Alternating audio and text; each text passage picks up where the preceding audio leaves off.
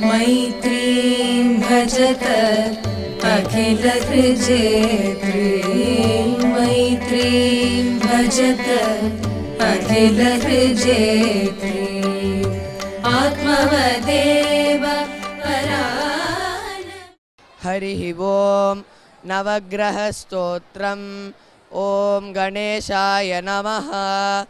जपाकुसुमसङ्काशं काश्यपेयं महाद्युतिं तमोरिं सर्वपापघ्नं प्रणतोऽस्मि दिवाकरं दधिशङ्कतुषाराभं क्षीरोदार्णवसम्भवं नमामि शशिनं सोमं शम्भोर्मुकुटभूषणं धरणीगर्भसम्भूतं विद्युत्कान्तिसमप्रभं कुमारं शक्तिहस्तं तं मङ्गलं प्रणमाम्यहं प्रियङ्गुकलिकाश्यामं रूपेण प्रतिमं बुधं सौम्यं सौम्यगुणोपेतं तं बुधं प्रणमाम्यहं देवानां च ऋषीणां च गुरुं काञ्चनसन्निभं बुद्धिभूतं त्रिलोकेशं तं नमामि बृहस्पतिं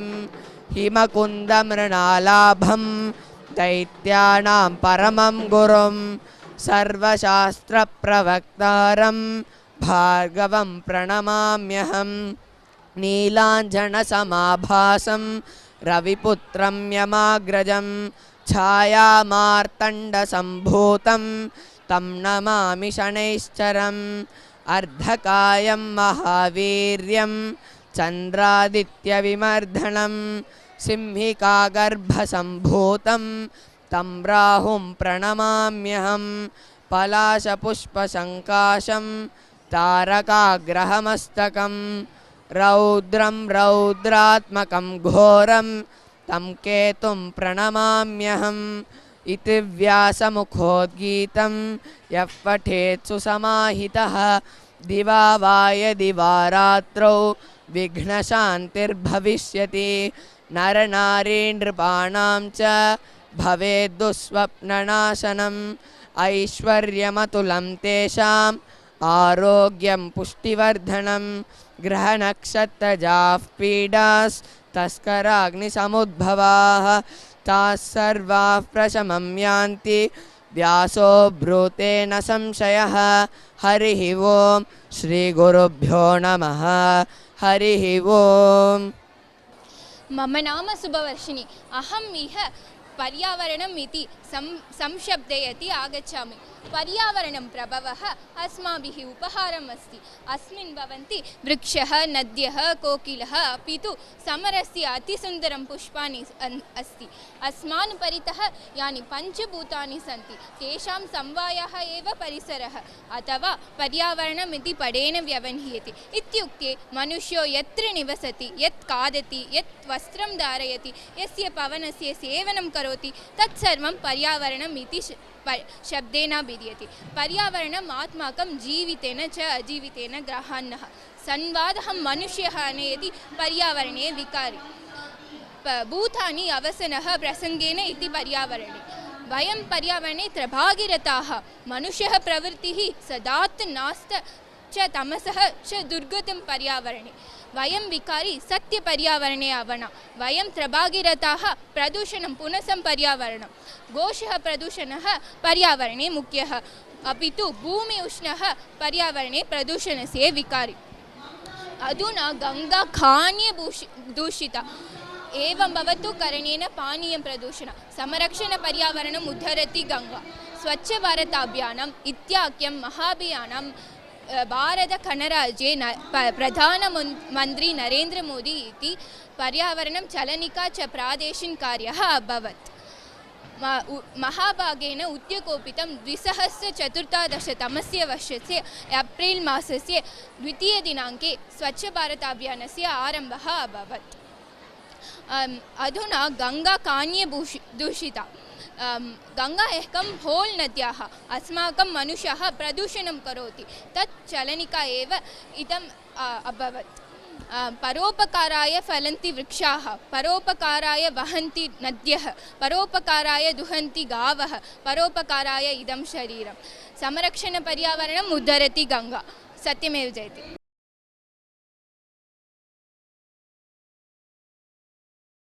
अहं प्रथमकक्षां पठामि। संस्कृतकथनं माता यया महिलया शिशुः जन्यते पालनं लालनं क्रियते तां महिला माता इति मन्यते। माता सदृशः पुल्लिङ्गप्रतिवस्तु पिता। संस्कृतभाषायां जननी जन्यत्री अम्बा सवित्री अंबिका प्रसो जनी अल्ला अक्का अत्ता इत्यादीनि अनेकानि पदानि मातृशब्दस्य कृते पर्यायशब्दरूपेण उपयुज्यते। शिशोः पालनविषये पित्रे तथा इतरबन्धुजनेभ्यः अपि दायित्वम् अस्ति एव, परन्तु अम्बायै ज्येष्ठाश्रमं विद्यते। माता इति पदं स्पष्टीकर्तुं सुलभकार्यं नास्ति। न केवलं मानवाः, इतरेषु पशुषु अपि मातृवत् पूजनीयाः इति मन्यते। प्रथमतया श्रीमद् रामायण महाकाव्ये जननी जन्मभूमिश्च स्वर्गदपि गरीयसी इति श्लोकायां वर्तते। तादृशः श्लोकायां विविधेषु प्रवचनेषु ग्रन्थेषु अपि वर्तन्ते। धन्यवादः। नमस्कारः। मम नाम अभिजय। अहं प्रथमकक्षां पठामि। संस्कृतकथनं माता यथा महिलया शिशुः जन्यते पालनं तालनं क्रियते तां महिला माता इति मन्यते। माता सदृशः पुल्लिङ्गप्रतिवस्तु पिता।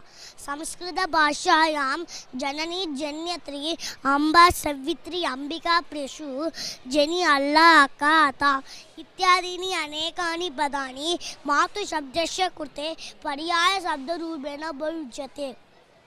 शिशोः पालनविषये पित्रे तथा इतरबन्धुजनेभ्यः अपि दायित्वम् अस्ति एव, परन्तु अम्बायै ज्येष्ठाश्रमं विद्यते। माता इति पदं स्पष्टीकर्तुं सुलभकार्यं नास्ति। न केवलं मानवाः, इतरेषु पशुषु अपि मातृवत् सुस्पष्टं विद्यते। यथा शिशोः जीवनम् अम्बया विना कठिनं भवति, तथा एव मृगाणां पक्षिणामपि अम्बया विना जीवनं बहु कष्टं भवति।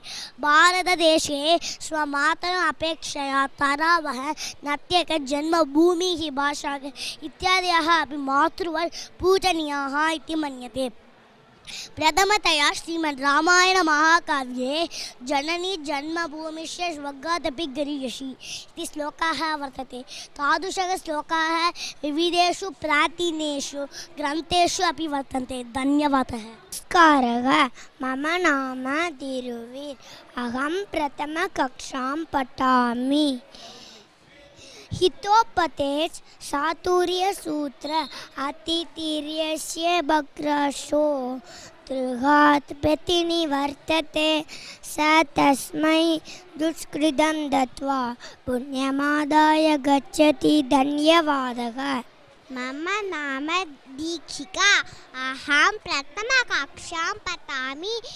सुभाषितं हितोपदेश चातुर्यसूत्र अतितिर्यस्य वक्रशो हीर्घा प्रतिनिवर्तते स तस्मै दुष्कृतं दत्वा पुण्यमादाय गच्छति। धन्यवादः।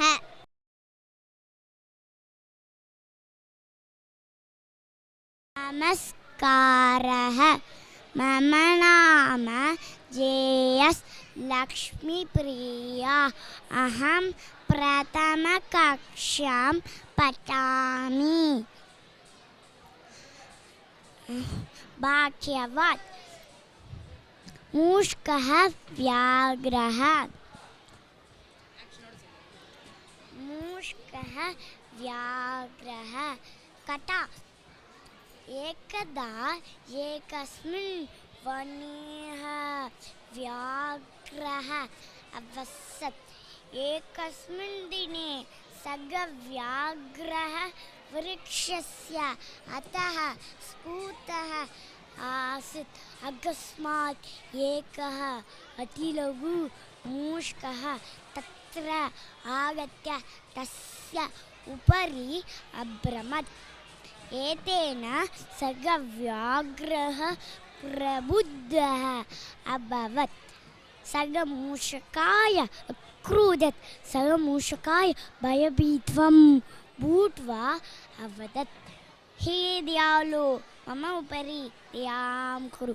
कस्मिंश्चित् काले अहमपि तव सहायतां करिष्यामि इति।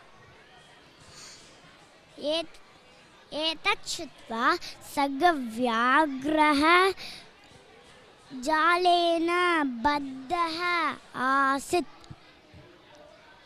कालान्तरे एकदा सः व्याघ्रः जालेन बद्धः आसीत्। तथा सः व्याघ्रः कष्टेन गर्जति स्म। तस्य गर्जितम् आकर्ण्य सः एव मूषकाय तत्र आगत्यत्।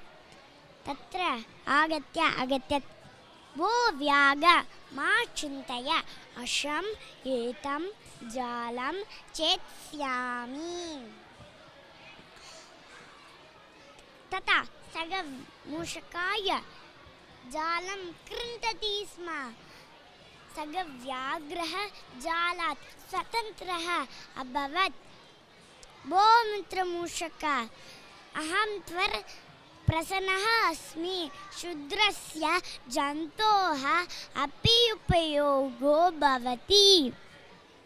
एतत् अहम् अवगमिष्यामि इति। इयं कथा वयं प्रेरणामच्छति यत् संसत् भूमण्डले सर्वेषां जन्तूनाम् अपि महत्त्वम् अस्ति। कोऽपि बृहत्, कोऽपि क्षुद्र वा नास्ति। मोरल्, यत्र शूची कार्यं करोति तत्र खड्गं कार्यं न करोति। धन्यवादः।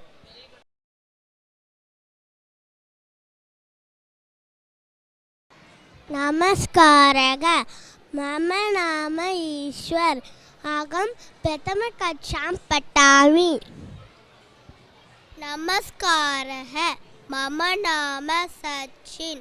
अहं प्रथमकक्षां पठामि। बन्धूनामः मातृ मदर्, पितृ फादर्, मातामह maternal grandfather, पितामह paternal grandfather, मातामही maternal grandmother, पितामही paternal grandmother, पति husband, पत्नी wife, पुत्री daughter, पुत्रः son, ज्येष्ठ भ्राता elder brother, कनिष्ठ भ्राता younger brother, ज्येष्ठ भगिनी elder sister, कनिष्ठ भगिनी younger sister, मातुलः maternal uncle, पितृव्यः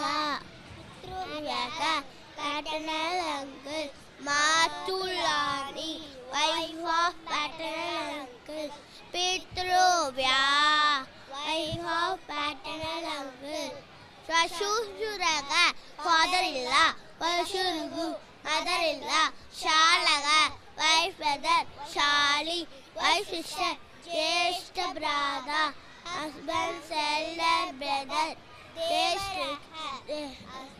husband's younger brother, Ananda, husband's sister, Pautraga, grandson, Pautri, granddaughter, Daugitraga, daughter son, Daugitri, daughter's daughter, Saka, friend. धन्यवादः. नमस्कारः. मम नाम हसिष्ठा. अहं प्रथमकक्षां.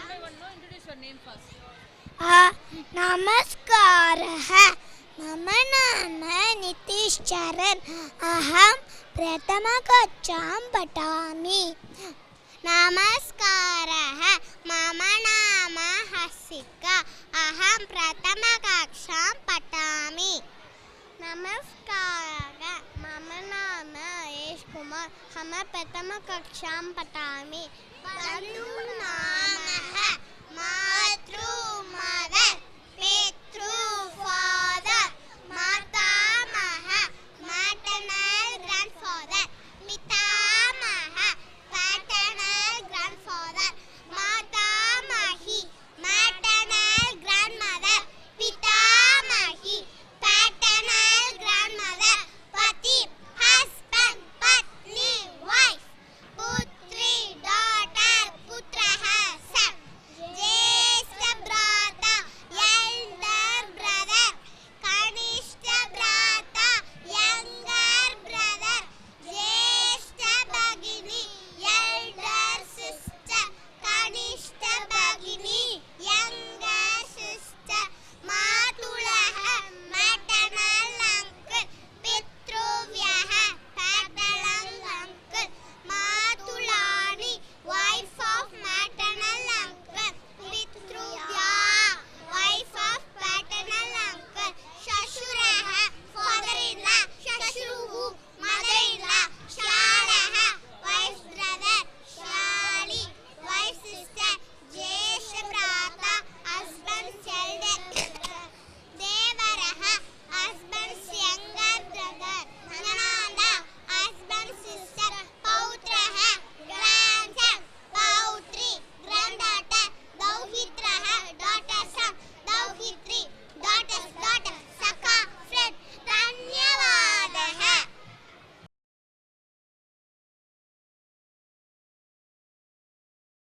साक्षिण्राहौ अहं प्रथमकक्षां पठामि श्लोकं श्रीषड्गुरुस्तोत्रं गुरुब्रह्मा गुरुविष्णुः गुरुदेवो महेश्वरः गुरुसाक्षात् परब्रह्म तस्मै श्रीगुरवे नमः. The Guru is Brahma, the Guru is Vishnu, the Gurudeva is Maheshwara. The Guru is very will Parak Brahman. Salutations to that Guru. Akanda Mandalakaram Yaptam Gyaptam Yena Characharam Tarpadam Darshitam Yena Tasmai Shri Gurave Namaha, whose form is an indivisible whole of presence, and by whom is pervaded moving and the non-moving being, and by whom is revealed out of gains that feet of salutations to that Guru.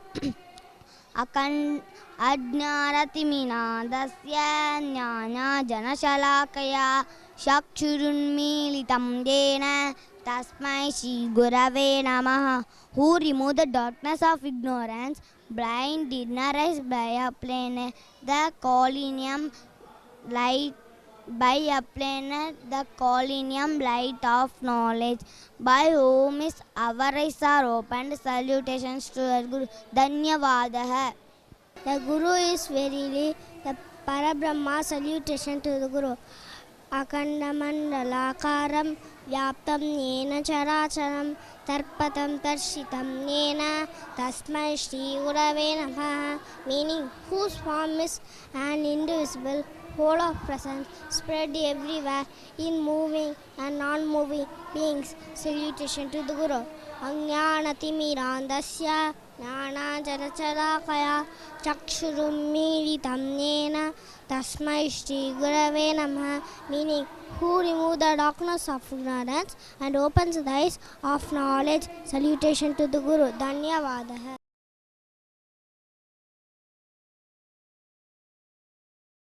नमस्कारः मम नाम हरिकेशवः अहं प्रथमकक्षां पठामि श्लोकम्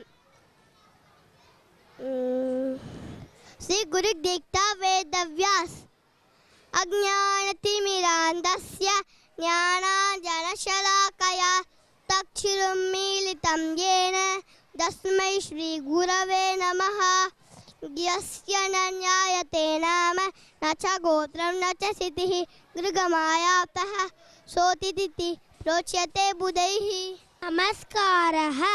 मम नाम के गौतम मारन्। अहं प्रथमकक्षां पठामि। First standard. श्लोकं सर्वे भवन्तु। ॐ सर्वे भवन्तु सुखिनः सर्वे सन्तु निरामयाः सर्वे भद्राणि पश्यन्तु मा कश्चित् दुःखभाग् भवेत्। Meaning, may all be happy, may all remain free from disabilities, may all see auspicious things, may none suffer sorrows. धन्यवादः। नमस्कारः। मम नाम शरण्या। अहं प्रथमकक्षां पठामि। सर्वे भवन्तु सुखिनः सर्वे सन्तु निरामयाः सर्वे भद्राणि पश्यन्तु मा कश्चित् दुःखभाग् भवेत्। Meaning, may all be happy, may all remain free from disabilities, may all see auspicious things, may none suffer sorrows. धन्यवादः। सर्वे भवन्तु सुखिनः सर्वे सन्तु निरामयाः सर्वे भद्राणि पश्यन्तु मा कश्चित् दुःखभाग् भवेत्। Meaning, may all be happy, may all be free from disabilities, may all see auspicious things, may none suffer sorrows. नमस्कारः। बाबलाम साईराम। अहं प्रथमकक्षा पठामि। श्लोकं गुरुगीता वेदव्यास। अज्ञानतिमिरान्धस्य ज्ञानाञ्जनशलाकया चक्षुरुन्मीलितं येन तस्मै श्रीगुरवे नमः। यस्य न ज्ञायते नाम न च गोत्रं न च स्थितिः अकस्मात् गृगमायातः सोतिदिति प्रोच्यते बुधैः। धन्यवादः। नमस्कारः। मम नाम अश्वत् नारायणः। अहं प्रथमकक्षां पठामि। श्लोकं सर्वे भवन्तु। ॐ सर्वे भवन्तु सुखिनः सर्वे सन्तु निरामयाः सर्वे भद्राणि पश्यन्तु मा कश्चित् दुःखभाग् भवेत्। Meanings, may all be happy, may all remaining free from disabilities, may all see auspicious things. Shri गुरु गीता। अज्ञानतिमिरान्धस्य ज्ञानाञ्जनशलाकया चक्षुरुन्मीलितं येन तस्मै श्रीगुरवे नमः। यस्य न ज्ञायते नाम न च गोत्रं न च स्थितिः अकस्मात् गृहमायातः सोतिदिः प्रोच्यते बुधैः। Meaning, I bow to the Guru who opened my eyes from blindness, that is, ignorance, by applying a small twig of knowledge. A person whose name, family details and situations are unknown, he, by chance, is completely liberated from a illustrious world by his Guru. Dhanyavada Guru. Hari Om Shri Gurubhyo Namaha. Hari Om. Mama Nama Krishna Asti. Aham Saptami Kakshayam Patami. Aduna Aham Shri Guru Gita Shlokam Vadishyami. Etat Shlokam Vedavyasah Uktah.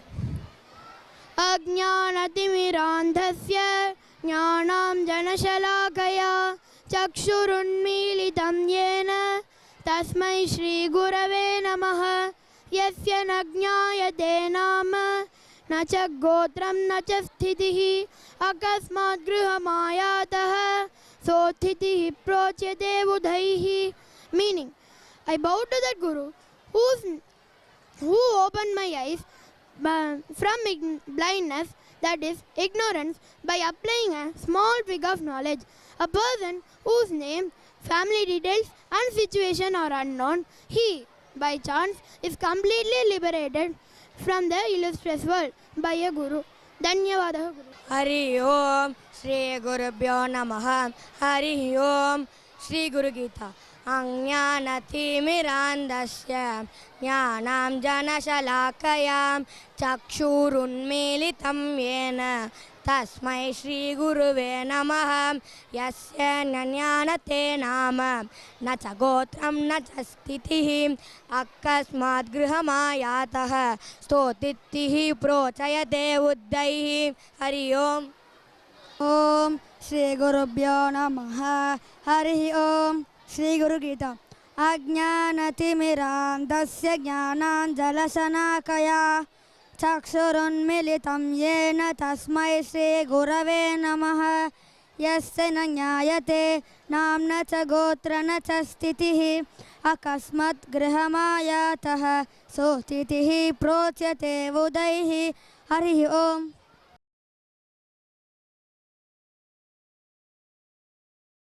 नमस्कारः मम नाम मीनाक्षी अहं प्रथमकक्षां पठामि श्लोकं मातृपितृवन्दनं मातृदेवो भव पितृदेवो भव आचार्यदेवो भव अतिथिदेवो भव meaning respects to mother, father, guru and guest. They all are forms of God. Dhanyavadaha. Namaste. Mama nama Stiraghu. Matrudevo bhava. Pitarapyadika mata. Garbhadarana poshanatam.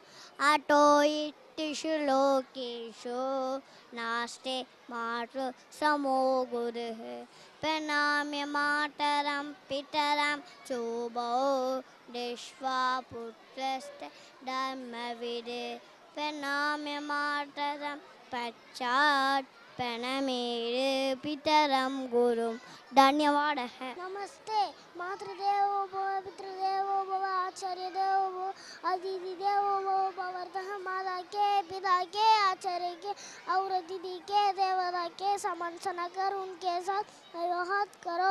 नमस्ते. नमस्ते मम नाम जी अरुणन् अहं सप्तमी कक्षां पठामि श्री आदिशङ्कराचार्यः गणेशस्य पञ्चगुणाः रत्नस्वरूपेण रचितवान् एतत् इदानीमपि श्रीगणेशपञ्चरत्नम् इति उक्तवान् अहम् अत्र गणेशपञ्चरत्नं गायामि शृणोतु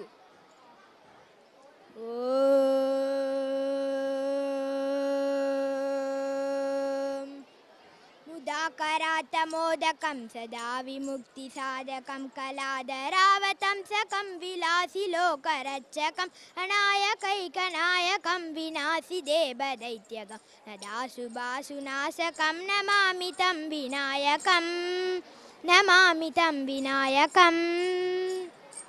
न देदराति भीकरं न वोतिदार्कभास्वरं न मच्छुरारि निर्जरं न दाति गापदुत्तरं सुरेश्वरं नितीश्वरं गजेश्वरं गणेश्वरं महेश्वरं तमाश्रये परात्परं निरन्तरं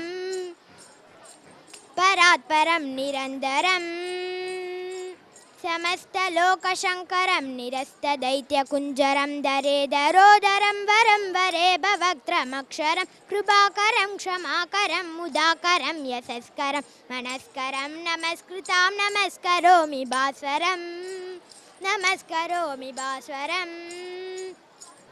अकिञ्चनातिमार्जनं चिरन्दनोक्तिभाजनं पुरारि पूर्वनन्दनं सुरारि गर्वसर्वणं प्रपञ्चनाशभीषणं धनञ्जयातिभूषणं कबोलदानवारणं भजे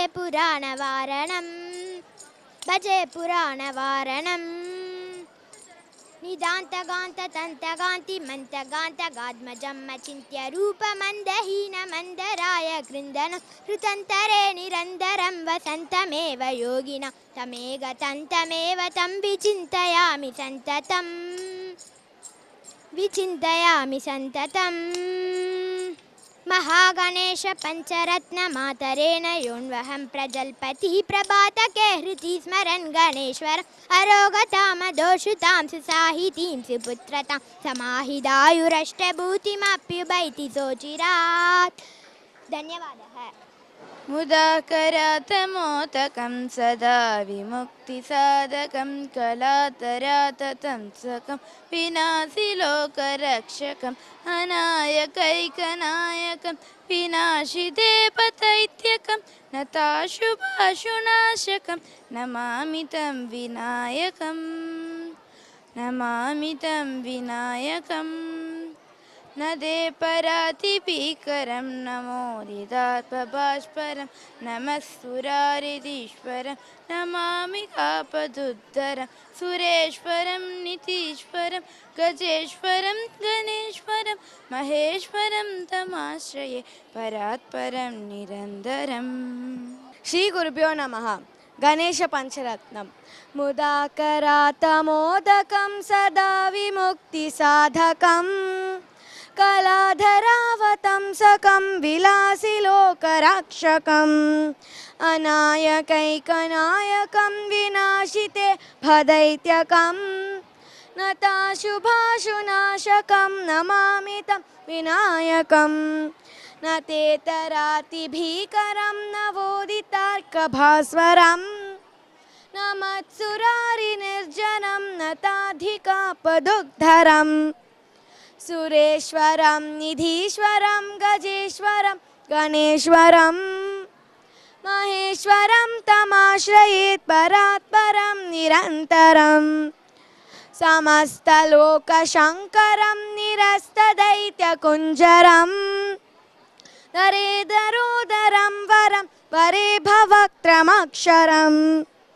कृपाकरं क्षमाकरं मुदाकरं यशस्करं मनस्करं नमस्कृतां नमस्करोमि भास्वरम् अकिञ्चनाथिमाजनं चिरन्तनोक्तिभाजनं पुरारिपूर्वनन्दनं सुरारिगर्वचर्वणम् प्रपञ्चनाशभीषणं धनञ्जयादिभूषणम् कपोलदानवारणं भजे पुराणवारणम् नितान्तकान्तदन्तकान्तिमन्तकान्तकात्मजम् अचिन्त्यरूपमन्तहीनमन्तराय कृन्तनम् हृदन्तरे निरन्तरं वसन्तमेव योगिनां तमेकदन्तमेव तं विचिन्तयामि सन्ततम्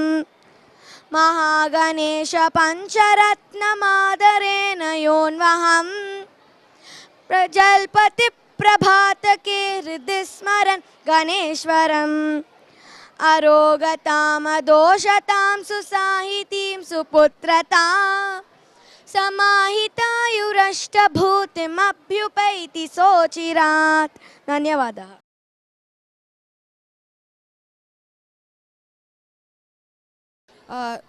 My name is Chetna Krishnan.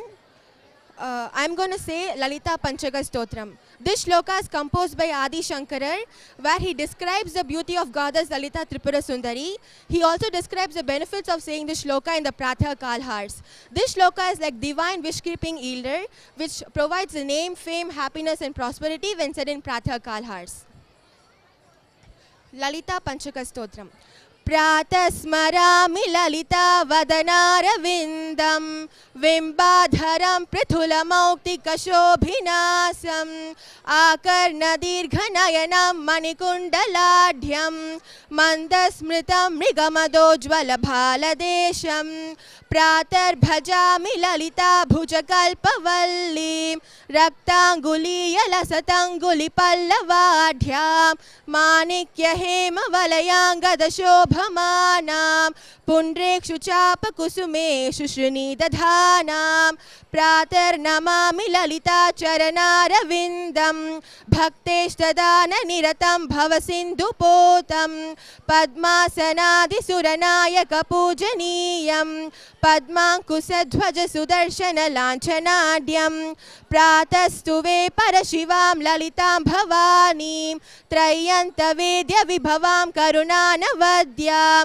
विश्वस्य सृष्टिविलयस्थितिहेतुभूतां विद्येश्वरीं निगमवाङ्मनसातिदूरां प्रातर्वदामि ललिते तव पुण्यनाम कामेश्वरीति कमलेति महेश्वरीति श्रीशाम्भवीति जगतां जननी परेति वाग्देवतेति वचसा त्रिपुरेश्वरीति यः श्लोकपञ्चकमितं ललिताम्बिकायाः सौभाग्यतं सुललितं पठति प्रभाते तस्मै ददाति ललिता झटिति प्रसन्नां विद्यां श्रियं विमलसौख्यमनन्तकीर्तिं हरिः ओम श्री गुरुभ्यो नमः हरिः ओम. My name is Abhishek Ravichandran, studying in DAV School 11th Standard, Adambakam. I have chosen topic Yatra Naryastu. Harihi Om Shri Gurubhyo Namaha Harihi Om. Yatra Naryastu Pujyante Ramante Tatra Devataha Yatra Tastu Na Pujyante Sarvastrata Falaha Kriyaha. Meaning, God exists in such places where women are worshipped, respected and valued, and where women are discarded. No matter what work one does, it results in failure. The importance that culture has given to women, the very importance this materialistic society fails to give. Harihi Om Shri Gurubhyo Namaha Harihi Om. My name is Rohit Gopinath and I am studying DAV Adambakam 11th Standard. Harihi Om Shri Gurubhyo Namaha Harihi Om. Manusmriti पिता रक्षति कौमारे भर्ता रक्षति रोमने पुत्रो रक्षत वाद्यके ना स्त्री स्वतंत्र अमरति. Meaning, in childhood woman is protected by her father, and in her youth she is protected by her husband, and also in her old age she is protected by her son. Therefore woman should be never left alone and should be defend herself. Hari Om. देवी स्तुति या देवी सर्वभूतेषु विष्णुमायेति शब्दिता नमस्तस्यै नमस्तस्यै नमस्तस्यै नमो नमः. या देवी सर्वभूतेषु चेतनेयतिबीयते नमस्तस्यै नमस्तस्यै नमस्तस्यै नमो नमः. या देवी सर्वभूतेषु बुद्धिरूपेण संस्थिता नमस्तस्यै नमस्तस्यै नमस्तस्यै नमो नमः. या देवी सर्वभूतेषु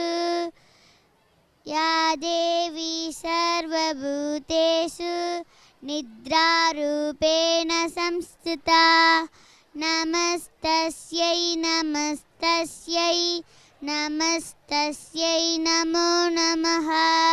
या देवी सर्वभूतेषु शुद्धरूपेण संस्थिता नमस्तस्यै नमस्तस्यै नमस्तस्यै नमो नमः.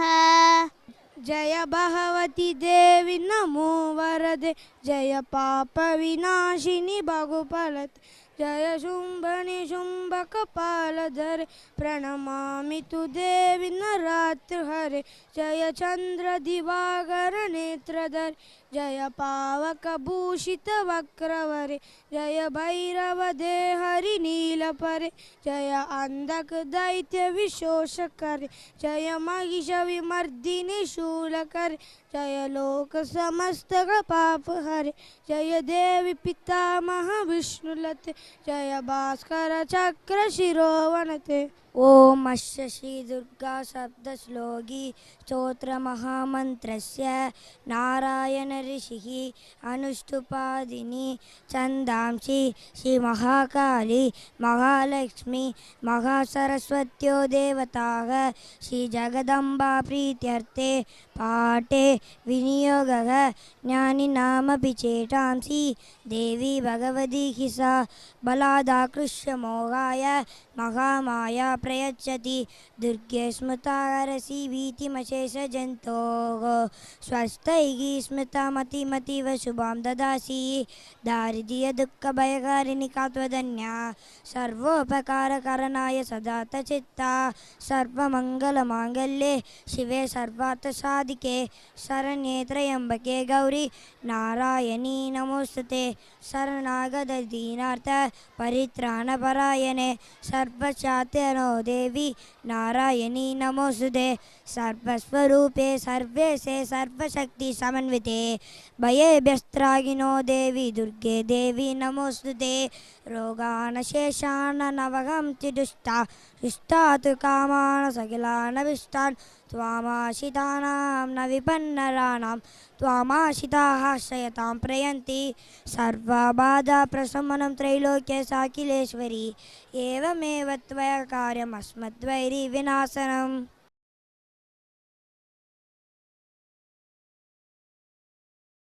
हरिः ओम श्री गुरुभ्यो नमः। हरिः ओम सरस्वती स्तुति। या कुन्देन्दु तुषारहार धवला या शुभ्रवस्तावृता या वीणावरदण्डमण्डितकरा या श्वेतपद्मासना या ब्रह्माच्युत शङ्कर प्रभृतिभिः देवैः सदा वन्दिता सा मां भातु सरस्वती भगवती निशेषजाड्यापहा शुक्लां ब्रह्मविचारसारपरमाम् आद्यां जगद्व्यापिनीं वीणापुस्तकधारिणीम् अभयतां जाड्यान्तकारापहाम् हस्ते स्फटिकमालिकां विदधतीं पद्मासने संस्थिता वन्दे तां परमेश्वरीं भगवतीं बुद्धिप्रदां शारदां बुद्धिप्रदां शारदां। भावार्थ, जो कुंद फूल चंद्रमा और वर्ष के हार के समान श्वेत है, जो शुभ्र वस्त्र धारण करती है, जिनके हाथ श्रेष्ठ वीणा से सुशोभित है, जो श्वेत कमल पर आसन ग्रहण करती है। हे ब्रह्मा विष्णु महेश आदि देव जिनके सदैव स्तुति करते हैं। हे माँ भगवती सरस्वती, आप मेरी सारी मानसिक जड़ता को हरे। धन्यवाद। हरिः ओम श्री गुरुभ्यो नमः। हरिः ओम। Good morning. I'm M. Subhadra from Kendra Vidyalaya Meenambakam. Saraswati Stuti. या कुन्देन्दु तुषारहारधवला या शुभ्रवस्तावृता या वीणावरदण्डमण्डितकरा या श्वेतपद्मासना या ब्रह्माच्युत शङ्करप्रभृतिभिः देवैः सदा वन्दिता सा मां पातु सरस्वती भगवती निःशेषजाड्यापहा शुक्लां ब्रह्मविचारसारपरमाम् आद्यां जगद्व्यापिनीं वीणापुस्तकधारिणीम् अभयदां जाड्यान्धकारापहां हस्ते स्फटिकमालिकां विदधतीं पद्मासने संस्थितां वन्दे तां परमेश्वरीं भगवतीं बुद्धिप्रदां शारदाम्।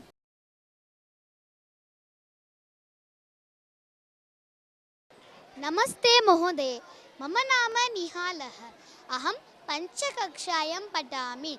महर्षि विद्यामन्दिर आगतवान् अहं गायत्री मन्त्रं प्रतिवदामि ॐ भूं भुवः स्वः तत्सवितुर्वरेण्यं भर्गो देवस्य धीमहि धियो यो न प्रचोदयात्. Translation in English. O the Supreme Creator, Thou art the giver of life, the bestower of happiness, and the remover of pain and sorrow. O the Supreme Creator of the universe, may we receive the Supreme Sin destroying light. You may guide our intellects in right direction. Translation in Hindi. Who is Pran Swarup, Dukkha Nashak, Sukha Swarup, श्रेष्ठ तेजस्वी पापनाशक देवस्वरूप परमात्मा के प्रसिद्ध पावनीय तेज का ध्यान करते हैं.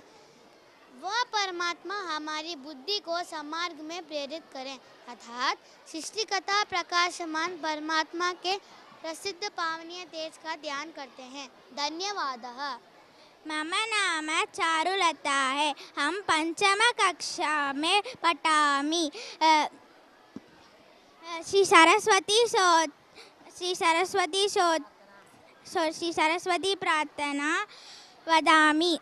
ओम भूर्छि या कुन्देन्दु तुषारहारतवला या शुभ्रवस्त्रावृता या वीणावरतण्टमण्डितकरा या श्वेतपद्मासना या ब्रह्माच्युतशङ्करप्रभृतिभिः देवैः सदा वन्दिता श्यामां पातु सरस्वती भगवती निःशेषाद्यापः शुक्लां ब्रह्मविचारसारपरमां आद्यां जगद्व्यापिनी वीणापुस्तकतारिणीमभयतां ध्याद्यां च करापहाम् अस्ते स्फाटिकमानिकामि ददतीं पद्मासने संचितां वन्दें कां परमेश्वरीं भगवतीं बुद्धिप्रदां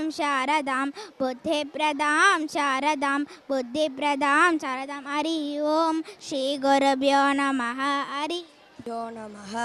हरि ओम. मम नाम गणेश रामन अस्ति. अहं पंचम कक्षां पठामि. गायत्री मंत्र श्लोकं वदामि. ओम भूर्भुवः स्वः तत्सवितुर्वरेण्यं भर्गो देवस्य धीमहि धियो यो न प्रचोदयात्. Meaning, Gayatri Mantra is a chant which encourages the human who is changing it to recognize that there is this energy present everywhere in everything and everyone, including inside one's own self. Everyone, including oneself, should try channeling all this energy to get pure, enlightened, intelligence and oneness, and always will be a part of this powerful energy and should therefore attempt to make best use of it. Thank you.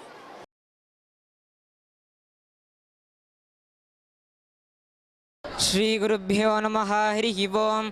ओम अस्य श्री दुर्गा सप्तश्लोकी महामन्त्रस्य नारायण ऋषिः अनुष्टुप्पादिनि छन्दांसि श्री महाकाली महालक्ष्मी महासरस्वत्यो देवता श्री जगदम्बा प्रीत्यर्थपाठे विनियोगः ज्ञानिनामपि चेतांसि देवी भगवती हि सा बलादाकृष्य मोहाय महामाय प्रयच्छति दुर्गे स्मृता हरसि भीतिमशेषजन्तोः स्वस्थैः स्मृता मतिमतीव शुभां ददासि दारिद्र्य दुःख भयहारिणी का त्वदन्या सर्वोपकारकरणाय सदार्धचित्ता सर्वमङ्गलमाङ्गल्ये शिवे सर्वार्थसाधिके शरण्ये त्र्यम्बके गौरि नारायणि नमोऽस्तुते शरणागतदीनार्तपरित्राणपरायणे सर्वस्यार्तिहरे देवि नारायणि नमोऽस्तुते सर्वस्वरूपे सर्वेशे सर्वशक्तिसमन्विते भयेभ्यस्त्राहि नो देवि दुर्गे देवी नमोऽस्तुते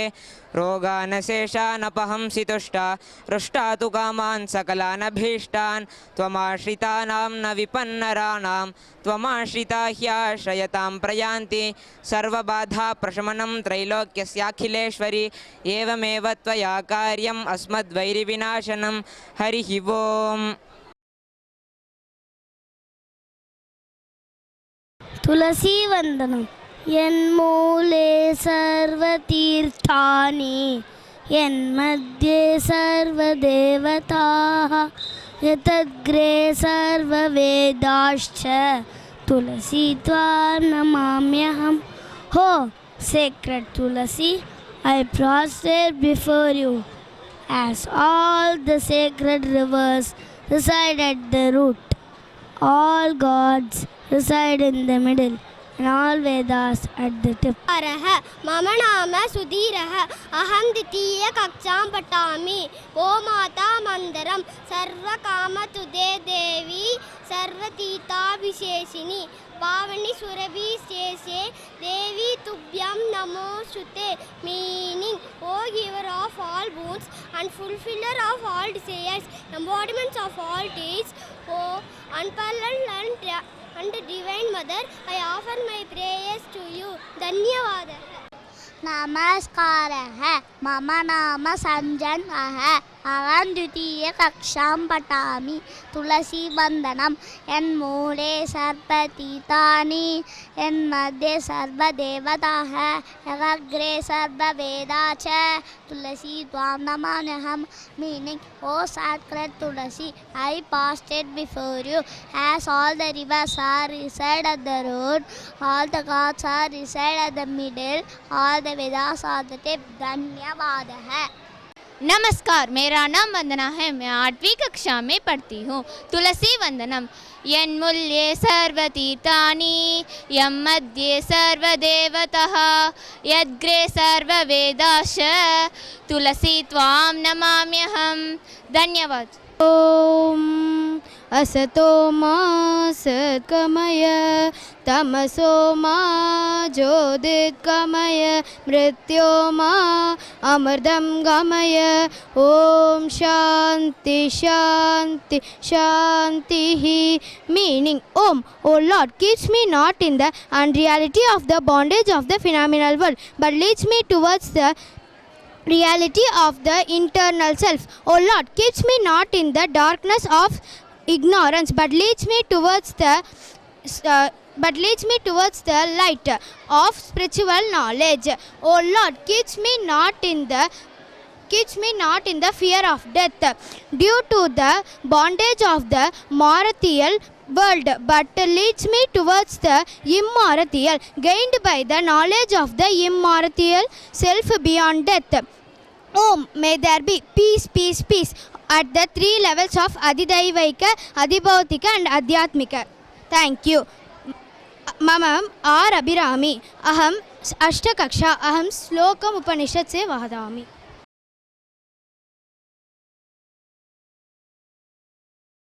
Namaskaraga. Mama nama Sanjay Krishna. Aham Dvitiya Kaksham Patami Gomata Mantra Sarva Kam Tute Devi Sarva Tita Pisechini Pavani Surabhi Steste Devi Tubhyam Namostide, meaning, O giver of all boons and fulfiller of all desires, embodiment of all deeds, O pure, unparalleled and divine mother, I offer my prayers to you. Dhanyavadaga. Namaskaraha. Mama nama Ananya. Aham Dvitiya Kaksham Patami Gomata Mantram Sarva Kamadute Devi Sarva Tirthi Bisechani Pavana Surabhi Steste Devi Dubhyam Namostute. Dhanyavadaha. Namaskaraha. Mama nama Ardavya. Aham Dvitiya Kaksham Patami Yata hi gosahasrekshu vasto vintati mataram tata purvagatam karma kartaram anuvintati, meaning, just like a calf locating its mother in a herd of thousands of cows, the karma done by a person in his previous birth follow him in his present birth. Dhanyavadaha. नमस्कारः. मम नाम आर्के श्रीराम रः. अहं द्वितीय कक्षां पठामि. श्लोकः. यथाहि गोषः शेपु वत्सो विन्तति मातरं तथा पूर्वकृतं कर्म कर्तारम् अनुविन्तति, meaning, just like a calf locating his mother in a herd of thousands of cows, the karma done by a person in his previous birth Follow him in his present birth. धन्यवादः. नमस्कारः. मम नाम सायजानेशः. अहं तृतीयकक्षां पठामि. यताहि गोसवशेषु वस्तो विन्दरिमात्रं तथा पूर्वकृतं कर्म कर्तारम् अनुमिन्दरि. Meanings: just like a calf locating his mother, the herd of 1,000 cows.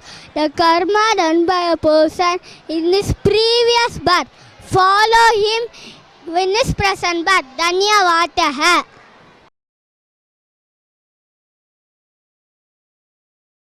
My name is Y. Ashia Begum, second standard D. School name is Dr. Nalli Kuppaswamy Vivekananda Vidyalaya. Gajendra Moshi की पुरानी कथा. माष्टी वेद व्यास द्वारा रासित भगवत पुराण के तीसरे अध्याय में मिलती है, जिसे सुखसागर के नाम से जाना जाता है.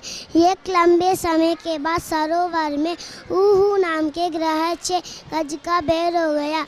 एक दिन जब गज अपने परिवार के साथ मंसूरवार गया हुआ था, जल कीड़ा के सर में ग्रह ने उसका पैर पकड़ लिया. 6 महीने चलता रहा था. गज का बल कम होता गया, ग्रह का बल बढ़ता गया. एक दिन उसकी पत्नी और बच्चों को भी छोड़ दिया. गज को बांधवर में पर्दे कर पास कौन नहीं आया, उस पर दुखी हो. पर्दे के ब्रह्मा भी पास नहीं आया, उस पर दुखी हो. शास्त्रों के अनुसार 8 प्रकार की मृत्युआं की जाती है. सर्वशक्तिमान के सामने गज रोने लगा. Thank you. नमस्कारः. मम नाम पी आदर्शः.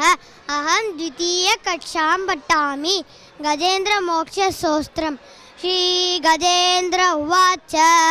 ॐ नमो भगवते तस्मै यदयेतच्चिदात्मकं पुरुषायाति बीजाय परेशायापि धीमहि यस्मिन्निदं यदस्येतं येनेदं यहितं स्वयं योऽस्मात् परस्माच्च परः स्तं प्रपद्ये स्वयंभुवं यस्वात्मनीदं निजमाययार्पितं क्वचित् विवादं क्वचिदतिरोहितम् अवित्तदृक्षात् सुभयं तदीक्षते स आत्ममूलो वधुमात् परात् परः कालेन पञ्चत्वमितेषु कृत्स्नषु लोकेषु पालेषु च सर्वहेतेषु तमस्तदासीत् कानं कबीरं यस्तस्य पारे विराजते विभुः न यस्य देवा ऋषयः पदं विदुः जन्तुः पुनः होरादिकन्दुमीरितुं यथा नटस्याकृतिर्विजेष्टतो तुरत्ययानुकर्मणः समावतो ददृक्षवो यस्य पदं सुमङ्गलं विमुक्तसङ्गात् मुनयः सुसाधवः चरन्तलोकव्रतमप्रणमने भूतात्मभूतात् सुहृदस्य मे गतिः. धन्यवादः.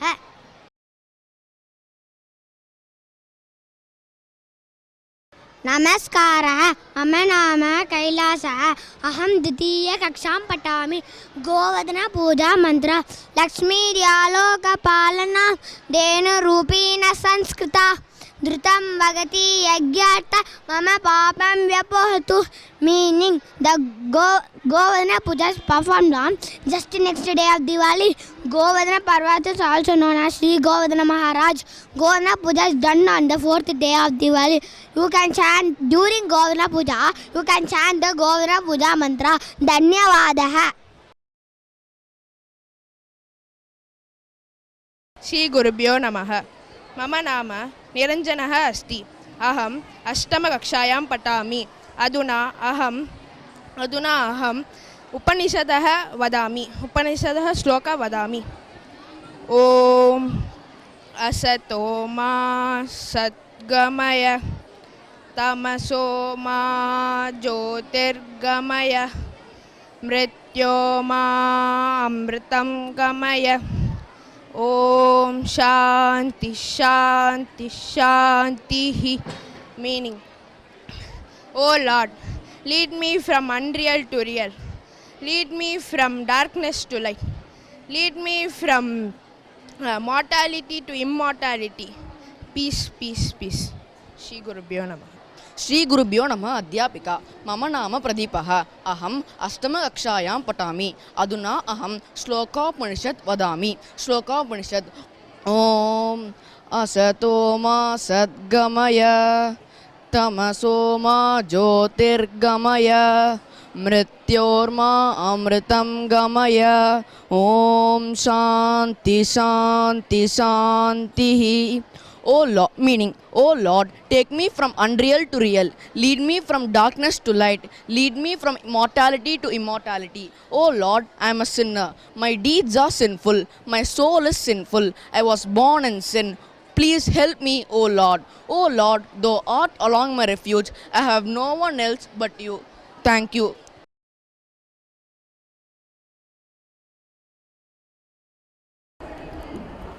सर्वेभ्यो नमस्कारः मम नाम पेशिवाणी अहम् अष्टमीकक्षायां पठामि अहम् इदानीम् एकं वाक्यं धन्वन्तरी वदामि धन्वन्तरी विष्णु अवतारः अस्ति धन्वन्तरी औषधदेवः अस्ति अहम् इदानीम् आरोग्यमन्त्रं वदामि शरीरे जर्जरीभूते व्याधिग्रस्ते कलेवरे औषधं जाह्नवीतोऽयं वैद्यो नारायणो हरिः अर्थं when all vital life forces to leave the body, when the whole being is seized by incurable diseases, what medicine is there than river Ganga?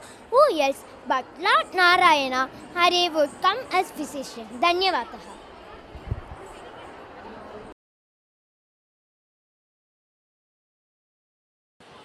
शरीरे जर्जरी भूते व्याधिग्रस्ते कलेबरे औषधं जाह्नवी तोयम वैद्यो नारायणो हरिः.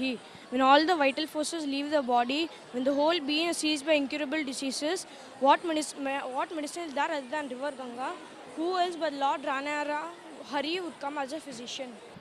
हरिः ओम श्री गुरुभ्यो नमः हरिः ओम मम नाम श्रीनिधि अस्ति अहम् अष्टमकक्षायां पठामि अहम् अधुना आरोग्यमन्त्रश्लोकं वदामि आरोग्यमन्त्रं शरीरे जर्जरीभूते व्याधिग्रस्ते कलेवरे औषधं जाह्नवीतोऽयं वैद्यो नारायणो हरिः. Meaning, when all vital life forces leave the body, when whole being is seized with incurable diseases, what medicine is there than river Ganga?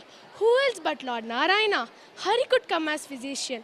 Harihi Om Shri Gurubhyo Namaha Harihi Om Harihi Om Shri Gurubhyo Namaha Harihi Om.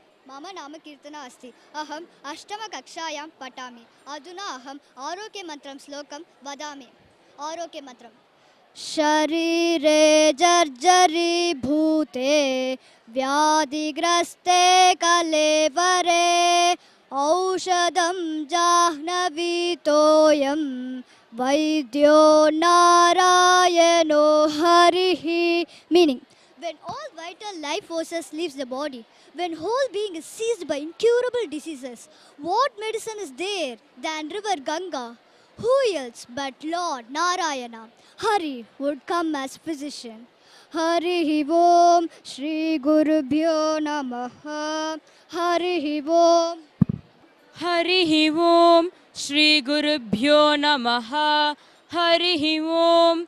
Mama nama Amrita asti aham अष्टमकक्षायां पठामि अहम् अधुना आरोग्यमन्त्रं वदामि आरोग्यमन्त्रं शरीरे जर्जरीभूते व्याधिग्रस्ते कलेवरे औषधं जाह्नवीतोऽयं वैद्यो नारायणो हरिः. Meaning, when all vital life forces leave the body, when the whole being is seized by incurable diseases, what medicine is there than river Ganga? Who else but Lord Narayana Hari would come as physician. Harihi Om Shri Gurubhyo Namaha Harihi Om.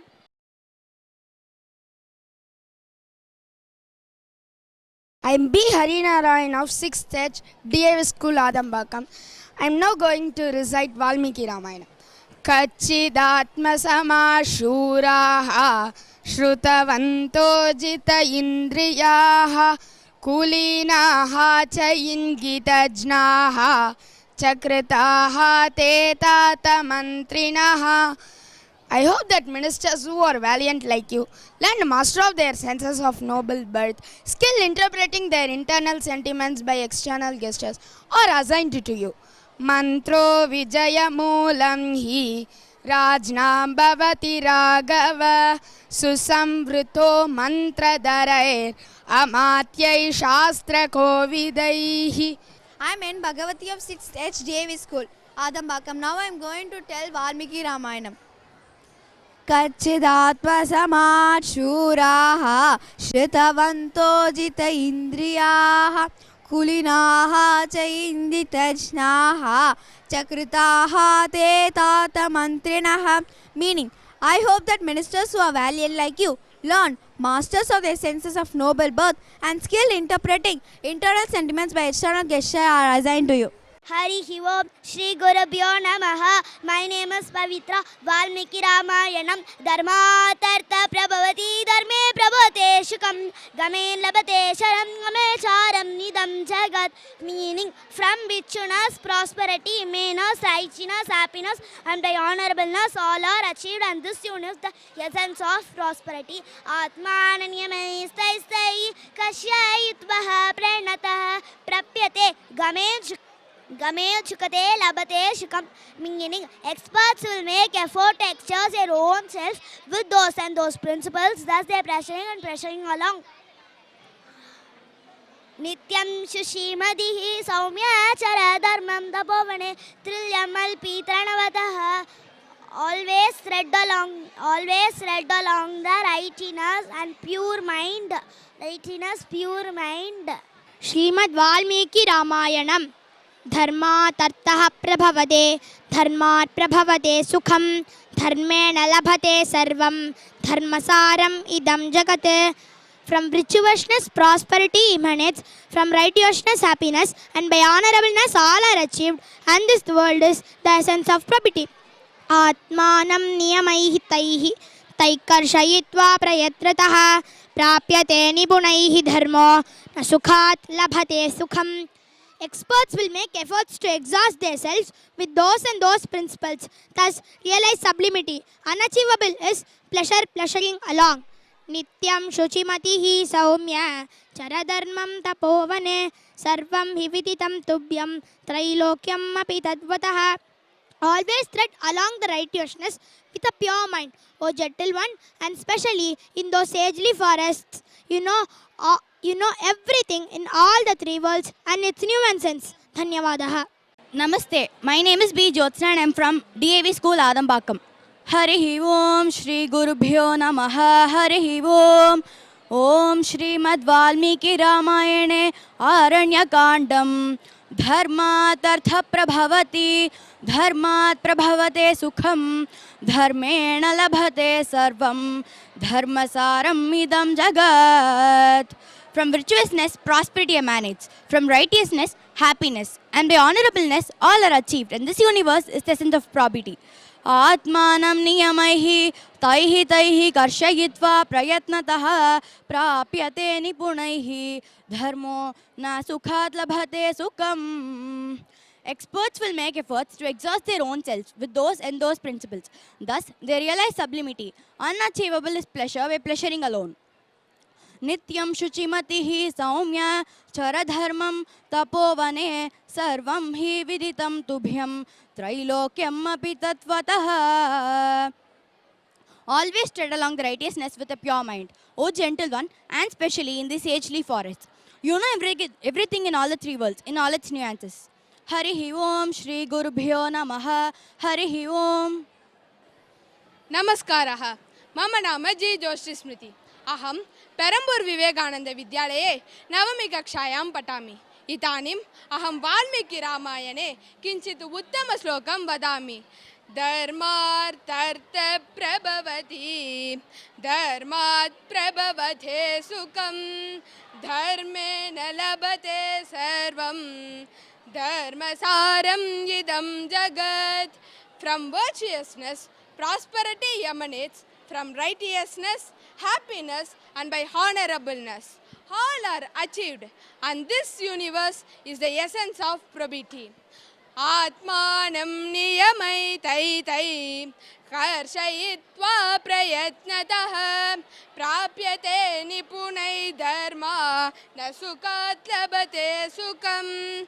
Experts will make efforts to exhaust their own self with those and those principles. The unachievable is pleasure by pleasuring alone.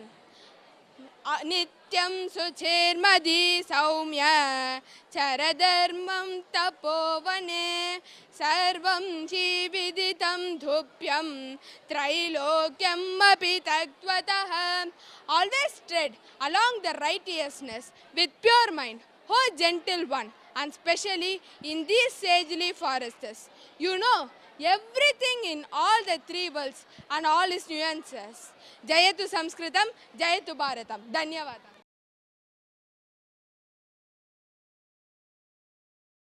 I am B. Bala Vishwanath. I am 6th H. I am going to say Ratnakara. Ratnakara Dautapatam Himalaya Kiritinim Brahmasya Ratnadhyam Vande Bharat Mataram. Namaste. I am Sivanama Krishnan from Devi School 6th H, bringing Ratnakara Dhautapadam Subhashitam. Ratnakara Dhautapadam Himalaya Kiritinim Brahmarajarshi Ratnadhyam Vande Bharata Mataram. Namaste. Mama Nama Shweta. Aham Shat Kakshayam Patami. Aham Sanskar Bindu Prativadami. Ratnakara Dautapatam Himalaya Kritini Brahmarajarshi Ratnadhyam Vande Bharata Mataram. Artha.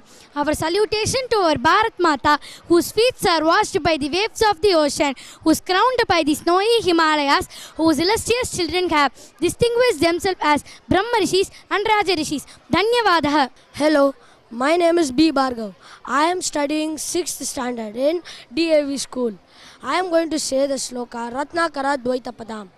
Ratnakara Dvaitapadam Himalaya Kiritinim Brahmarajarshi Ratnadhyam Vande Bharata Mataram. Meaning, our salutations to Bharata Mata, whose feet are washed by the waves of the ocean, who is crowned by the snowy Himalayas, whose illustrious children have distinguished themselves as Brahma Rishis and Raja Rishis. Hari Om. Namaskaraha. Mama Nama Bhagyavashini. Aham Chatvi Kakshayam Patami. Devi Dehino Balam Dhairya Virya Sambhalam Rashtamana Vardhanaya Punya Karma Kaushalam Chanda Munda Nashini Brahma Shanti Vashini Tejosate Jatam Nashamasu Dukkhayaminim Bhatu Dharma Bhaskaram Satya Saurya Bhaswaram Arya Shakti Pushtamastu Bharatam Nirgalam Sadhu Vrinda Palike Vishwadhatri Kalike Taitya Darpa Kap Tap Kalike Karalike Raksha Arya Sanskritim Vardhayarya Sanhatim Veda Mantra Pushtamastu Bharatam Samultulam. Dhanyavadaha.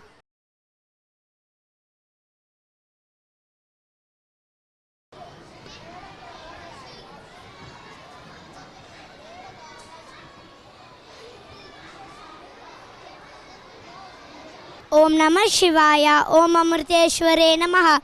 I am Vitarnika of class 3rd I am studying in Amrita Vidyalayam school. I am going to say Srimad Bhagavad Gita. Ashvattaha sarva vrikshanam devarishinam cha naradaha gandharvanam chitrarataha siddhanam kapilo munihi.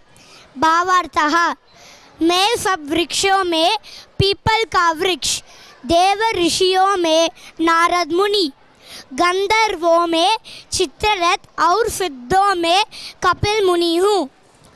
उच्चैः श्रवसमश्वानां विद्धि माममृतोद्भवम् ऐरावतं गजेन्द्राणां नराणां च नराधिपं। भावार्थः, घोड़ों में अमृत के साथ उत्पन्न होने वाला उच्चैः श्रवनामक घोड़ा श्रेष्ठ हाथियों में ऐरावत नामक हाथी और मनुष्यों में राजा मुझको जानो। आयुधानामहं वज्रं धेनूनामस्मि कामदुःखे प्रजनश्चास्मीकं दर्पः सर्पानामस्मि वासुकी। भावार्थः, मैं शास्त्रों में वज्र और गौवों में कामधेनु हूँ। शास्त्रोवत रीति से संतान की उत्पत्ति का हेतु कामदेव हूँ और सर्पों में सर्पराज वासुकी हूँ। धन्यवाद। My name is Vishaya. I am studying in 3rd standard I section. I am going to say Srimad Bhagavad Gita. Ashvattah sarva vrikshanam devashrinam cha naradah gandharvanam chitraratah siddhanam kapilo munihi. Meaning, among all days, I am the Ashwatha, the holy fig tree. Among the celestial sages, Narada. Among the Gandharvas, celestial musicians, Chitraratha. And among the Siddhas, I am the sage Kapila. Ukkai sarvasmashtanam viddhi mamamridodbhavam airavatan gajendranam varanam cha varadipam.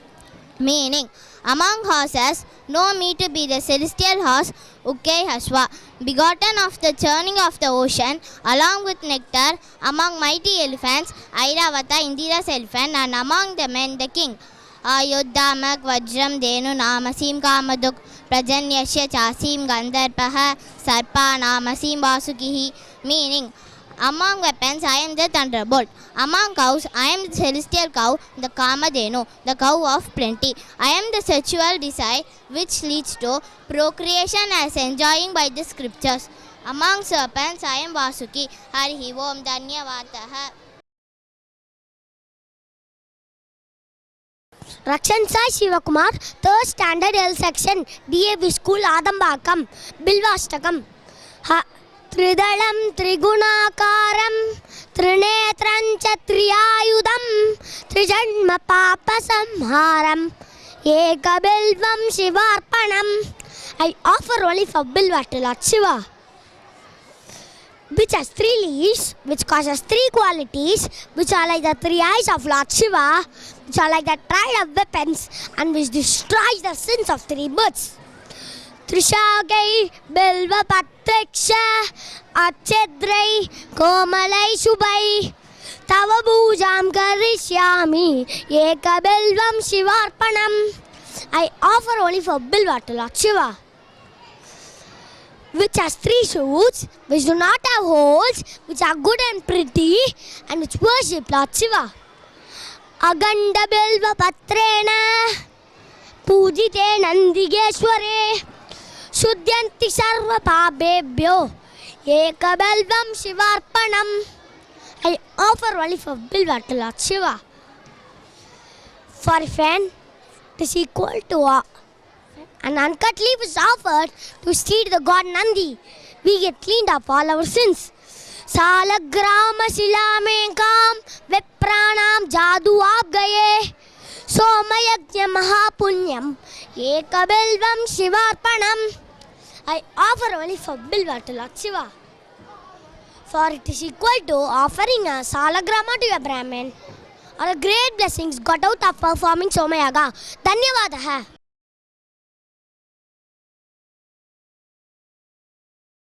Shri Gurubhyo Namaha. Shri Sarpa Suktam.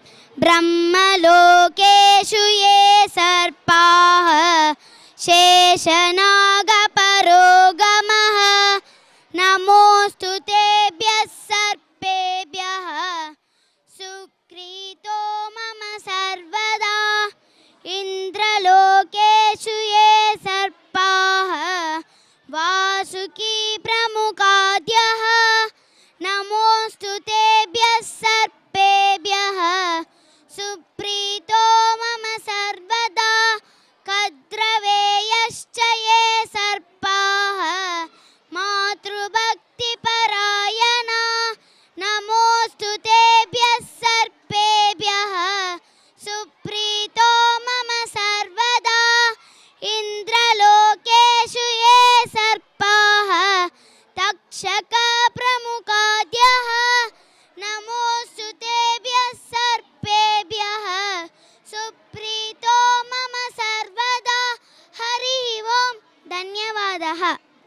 गुरुभ्यो नमः हरिः ओम श्री सर्पसूक्तम् ब्रह्मलोकेषु ये सर्पाः शेषनागपरोगमः नमोऽस्तु तेभ्यः सर्पेभ्यः सुप्रीतो मम सर्वदा इन्द्रलोकेषु ये सर्पाः वासुकी प्रमुखाद्यः नमोऽस्तु तेभ्यः सर्पेभ्यः सुप्रीतो मम सर्वदा कद्रवेयश्च ये सर्पाः मातृभक्तिपरायणा नमोऽस्तु तेभ्यः सर्पेभ्यः सुप्रीतो मम सर्वदा इन्द्रलोकेषु ये सर्पाः तक्षका प्रमुखाद्यः नमोऽस्तु तेभ्यः सर्पेभ्यः सुप्रीतो मम सर्वदा हरिः ओम धन्यवादः। श्री गुरुभ्यो नमः श्री सर्पसूक्तम् ब्रह्मलोकेषु ये सर्पाः शेषनागपरोगमः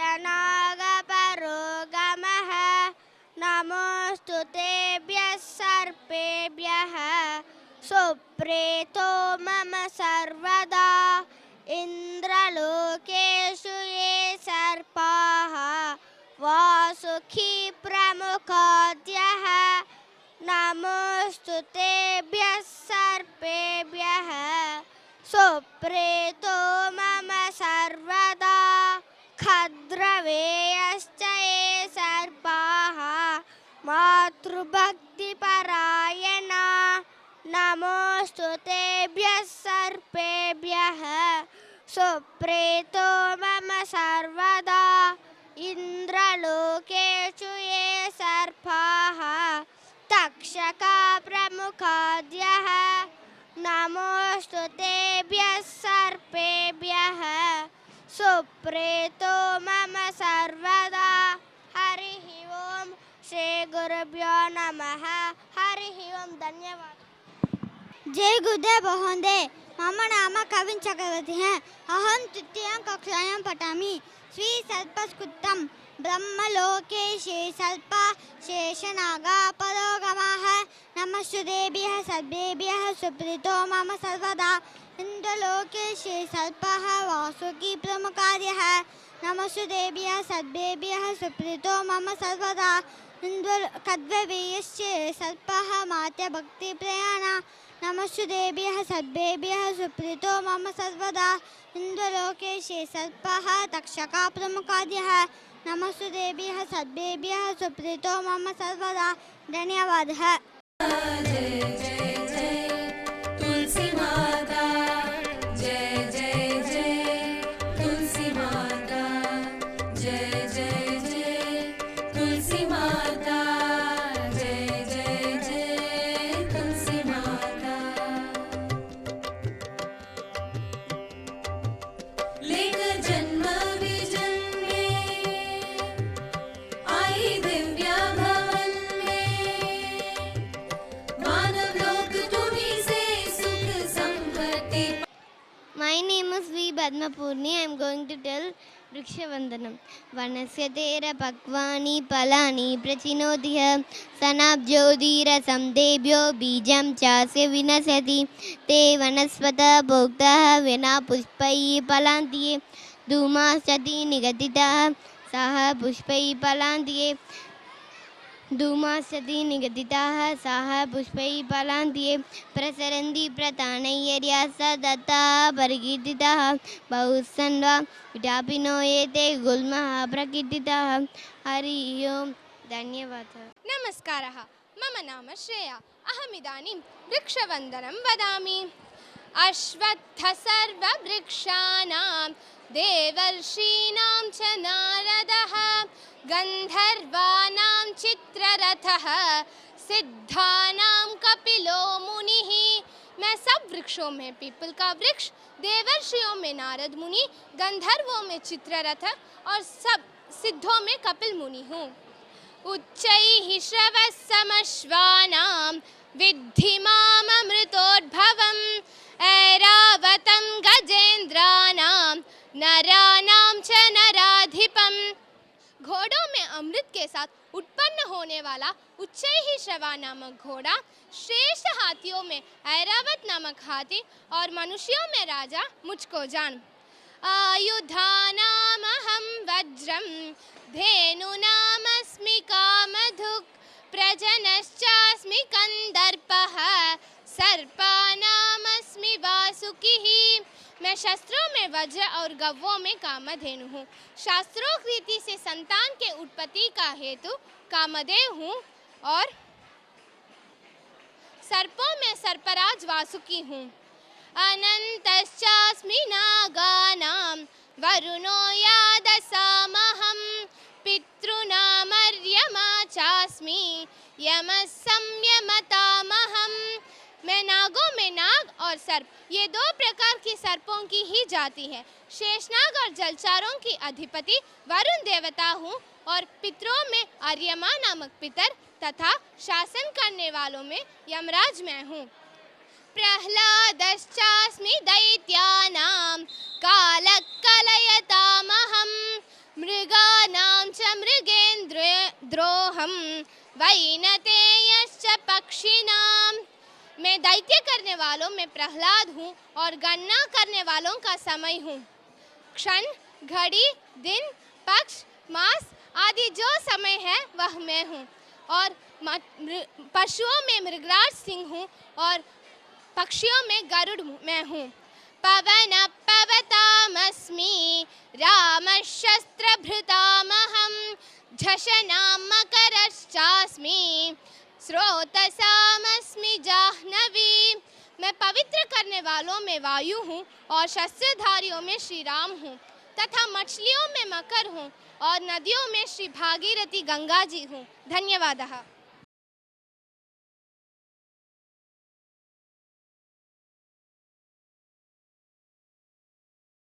अश्वत्थः सर्ववृक्षाणां देवर्षीणां च नारदः गन्धर्वाणां चित्ररथः सिद्धानां कपिलो मुनिः उच्चैश्रवसमश्वानां विद्धि माममृतोद्भवम् ऐरावतं गजेन्द्राणां नराणां च नराधिपम्।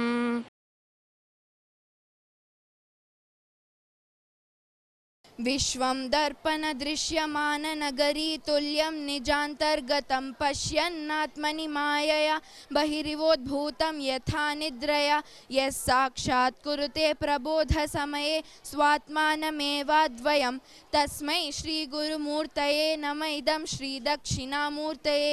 बीजस्यान्तरिवाङ्कुरो जगदिदं प्राङ्निर्विकल्पं पुनः मायाकल्पितदेशकालकलना वैचित्र्यचित्रीकृतं मायावीव विजृम्भयत्यपि महायोगीव यस्वेच्छया तस्मै श्रीगुरुमूर्तये नमः इदं श्रीदक्षिणामूर्तये। यस्यैव स्फुरणं सदात्मकमसत्कल्पार्थकं भासते साक्षात् तत्त्वमसीति वेदवचसा यो बोधयत्याश्रितान् यस्साक्षात्करणात् भवेन्न पुनरावृत्तिर्भवाम्भोनिधौ तस्मै श्रीगुरुमूर्तये नमः इदं श्रीदक्षिणामूर्तये।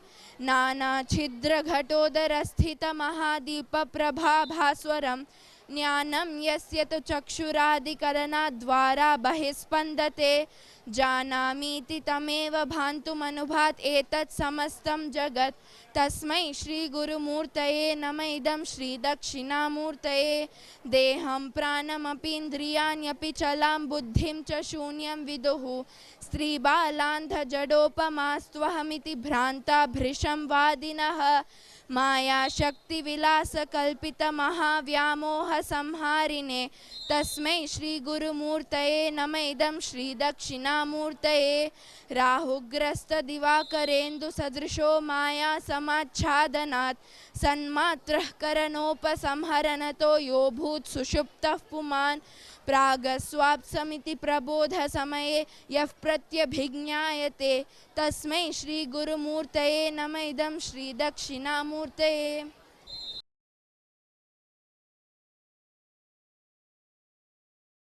हरिः ओं श्रीगुरुभ्यो नमः। हरिः ओं। मम नाम अरुणः अस्ति। अहं सप्तमी कक्षायां पठामि। अधुना अहं मातापितरौ गुरौ मित्रे श्लोकं वदिष्यामि। माता पितरौ गुरौ मित्रे विनीते चोपकारिणे धेनानाथ विशिष्टेषु दत्तं दत्सफलं भवेत्। Meaning, the person who does service to his or her mother, father, teacher, friend and also to God will attain success in all his deeds. பொருள், எந்த ஒரு மனிதன் தன்னுடைய அம்மா, அப்பா, குரு, நண்பன் மற்றும் கடவுளுக்கு சேவகம் செய்கிறானோ அவனுக்கு அவன் செய்கிற செயலெல்லாம் வெற்றி உண்டாகும். தன்யவாதः குரு. हरिः ओं श्री गुरुभ्यो नमः। हरिः ओं। मम नाम वि आरती अस्ति। अहं 7वी कक्षायां पठामि। काकः कृष्णः। काकः कृष्णः पिकः कृष्णः को भेदः पिककाकयोः वसन्तसमये प्राप्ते काकः काकः पिकः पिकः। Meaning, how to differentiate between crow and cuckoo? Both are black. Just wait for the spring season. We will know who is who. பொருள், காகமும் குயிலும் கருமை நிறம். காகம் வசந்த காலம் வரும் சமயத்தில் காகத்தால் பாட இயலாது, ஆனால் குயிலால் இனிமையாக பாட முடியும். இந்த சமயத்தில் நாம் அனைவரும் எது குயில் எது காகன் எது புரிந்து கொள்ளலாம். ஹரி ஓம்.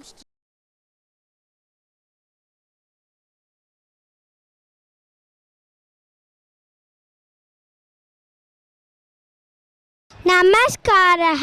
मम नाम वर्षा। अहं द्वितीयकक्षां पठामि। क्रोधो वैवस्वतो राजा तृष्णा वैतरणी नदी विद्या कामदुघातेनुः सन्तोषो नन्दनं वनं।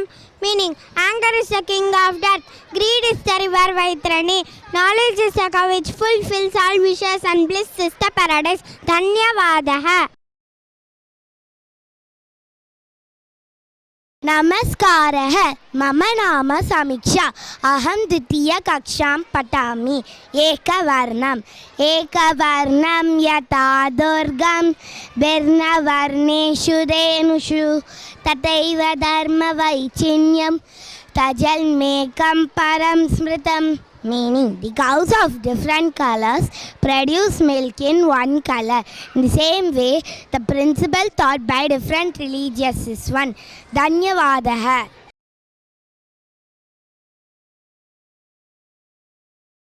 My name is Ruti Meena. Mudakaratamodakam sada vimuktisadakam kaladaravatamsakam vilasilokarakshakam anayakaikanayakam vinashite bataityakam natashubashunashakam namamitam vinayakam नतेतराति भीकरं नवोदितार्थभास्वरं नमस्सुरारिनिर्जरं नताति कापदुर्धरं सुरेश्वरं निधीश्वरं गजेश्वरं गणेश्वरं महेश्वरं तमाश्रये परात्परं निरन्तरं समस्तलोकशङ्करं निरस्तदैत्यकुञ्चरं दरेतरोतरं वरं वरेभवक्रवक्षरं कृपाकरं शभाकरं मुदाकरं यशस्करं मनस्करं नमस्कृतं नमस्करोमि भास्वरम् अकिञ्चनार्तिमार्जनं श्रीनन्दनोऽखि भाजनं पुरारि पूर्वनन्दनं सुरारि। नमस्कारः। मम नाम पूर्वजः। अहं द्वितीयकक्षां पठामि। गौ भारतीयानां श्रद्धां बिन्दुषु गौः एकं महत्त्वपूर्णं स्थानम् अलङ्करोति। भारतीयाः गाः मातृत्वेन पश्यन्ति पालयन्ति च, न केवलं दुग्धदातृत्वेन। गवां मातृत्वं बहुविधदिव्यगुणानां निलयः भवति। गौः गविगव्ये च दिव्यत्वम् अस्ति। तादृशगावः दुग्धदा यन्त्राणि नैव, ताः राष्ट्रसौभाग्यदायिन्य परोपकारगुणेन गोतुल्यजन्तु न अन्य अस्ति भूतले। धन्यवादः। नमस्कारः। मम नाम मिथुनः। अहं द्वितीयकक्षां पठामि। गौ भारतीयानां श्रद्धाबिन्दुषु गौः एकं महत्त्वपूर्णं स्थानम् अलङ्करोति। भारतीयाः गाः मातृत्वेन पश्यन्ति पालयन्ति च, न केवलं दुग्धदातृत्वेन। गवां मातृत्वं बहुविधदिव्यगुणानां निलयः भवति। गौः गविगव्ये च दिव्यत्वम् अस्ति। तादृशगावः दुग्धयन्त्राणि नैव, नाः राष्ट्रोपकारदायिन्य परोपकारगुणेन गोतुल्यजन्तु न अन्यस्ति भूतले। धन्यवादः। नमस्कारः। मम नाम समीक्षा। अहं द्वितीयकक्षां पठामि। गौ भारतीयानां श्रद्धा बिन्दुषु गौः एकं महत्त्वपूर्णं स्थानम् अलङ्करोति। भारतीयाः गाः मातृत्वेन पश्यन्ति पालयन्ति च, न केवलं दुग्धदातृत्वेन। गवामातृत्वं बहुविधदिव्यगुणानां निलयः भवति। गौः गविगव्ये च दिव्यत्वम् अस्ति। तादृशगावः दुग्धयन्त्राणि नैव, राष्ट्रसौभाग्यदायिन्य परोपकारगुणेन गोतुल्यजन्तु न नान्य अस्ति भूतले। धन्यवादः। वृक्षवल्ल्यां सोयरे मनचरे वृक्षवल्ल्यां सोयरे मनचरे पक्षिः सुस्वरे आलुवीति पक्षिः सुस्वरे आलुवीति हेने सुखे रुचे एकांताचा वास हेने सुखे रुचे एकांताचा वास नाही गुणदोष अंगयेत नाही गुणदोष अंगयेत आकाशमण्डप पृथ्वी आसन आकाशमण्डप पृथ्वी आसन रमेते थे मन क्रीडा करे रमेते थे मन क्रीडा करे कथा कमण्डलु देहमुपचार कथा कमण्डलु देहमुपचार जानवी दोबारा अवसर जानवी दोबारा अवसर Pandurang Pandurang Pandurang Pandurang. K. Srijit, DAV Adambakam, please come and recite this sloka. हरिः ओम श्री गुरुभ्यो नमः। हरिः ओम। मम नाम श्रीजितः अस्मि। अहम् अष्टमकक्षायां पठामि। अधुना अहं सुभाषितं वदामि क्रोधो वैवस्वतो राजा तृष्णा वैतरणी नदी विद्या कामदुघा धेनुः संतोषो नंदनं वनं. Meaning, anger is the king of death, Yama. Great desire is the river Vaitarani in the hell. However, knowledge is a cow which fulfills all its desires, Kamdenu, and bliss is the paradise. Harihi Om, Shri Gurubhyo Namaha, Harihi Om. Dhanyavad.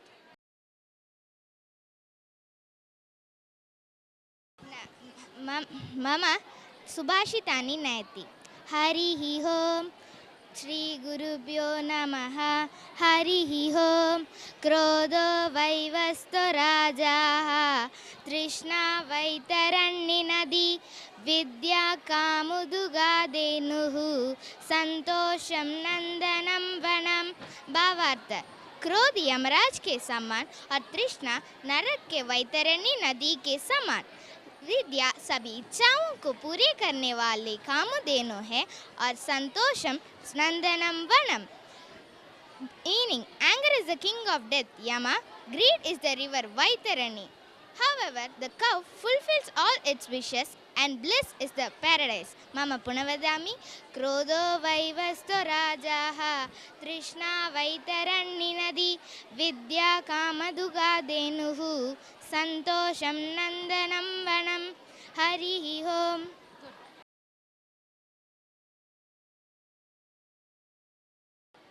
नमस्ते महोदये, मम नाम M श्रीवर्षणः. अहम अष्टमकक्षायां पठामि. अहम अनुभ्यश्च महाभ्यश्च प्रतिं वदामि. अनुभ्यश्च महाभ्यश्च शास्त्रेभ्यः कुशलो नरः सर्वतः सारमाद्यात् पुष्पेभ्यैव षट्पदः. Translation in English: A wise person should gather only important parts, gist of knowledge from all shastras, because they are many and it is impractical to learn in depth.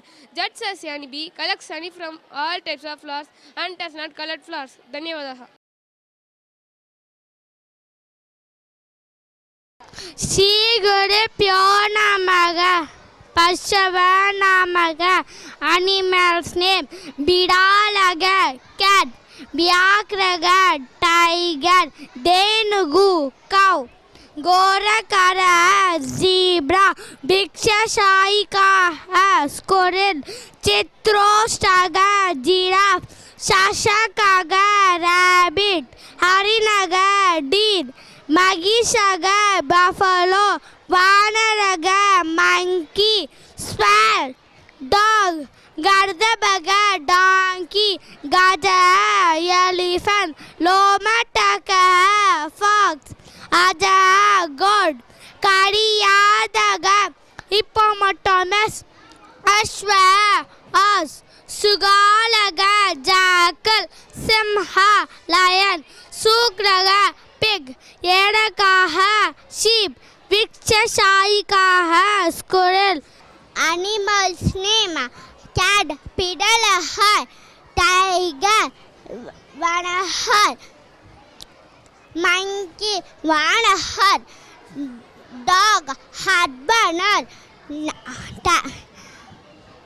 deer; Haninar; elephant; Ikshaha; goat; Ashahar; mouse; Mushahar;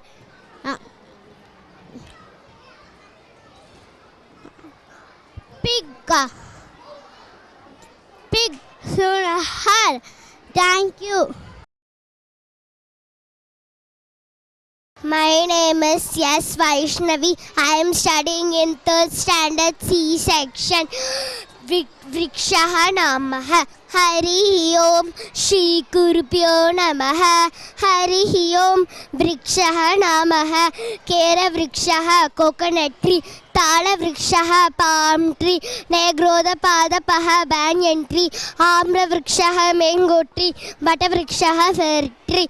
Padraga Vrikshaha, fir tree. Nashpatihi, pear tree. Salva Vrikshaha, pine tree.